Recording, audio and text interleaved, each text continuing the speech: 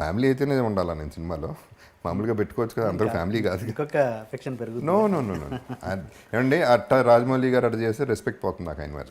అంతేనా? ఓకే. అని ఇప్పుడు పెట్టుకోవద్దు అంటలా నేను. పాయింట్ ఇస్ పెద్ద డైరెక్టర్స్ ఎప్పుడు కూడా అండి మనం వెళ్ళి అడగకూడదు, ఎక్స్పెక్ట్ చేయకూడదు. వాళ్ళు వచ్చిన రోజు చేయాలి.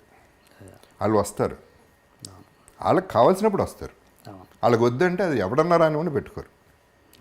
దట్ ఈస్ డైరెక్టర్ లక్షణం.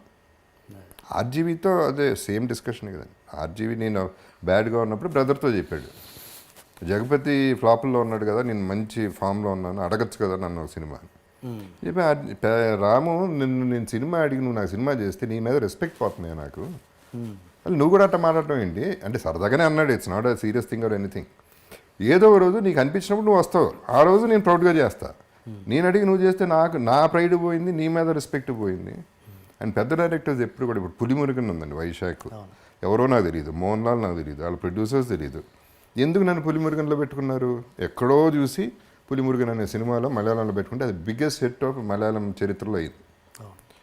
సో వస్తారు, ఆ టైంకి వాళ్ళకి అవసరమైనప్పుడు వాళ్ళు బతిమలైనా పెట్టుకుంటారు, లేకపోతే ఎప్పుడన్నా రాని వాళ్ళు గెట్ లాస్ట్ ఉంటారు. వాళ్ళకి ఎక్కాలి. ఎస్ ఎస్ అవును. అంటే అందరూ క్రేజీ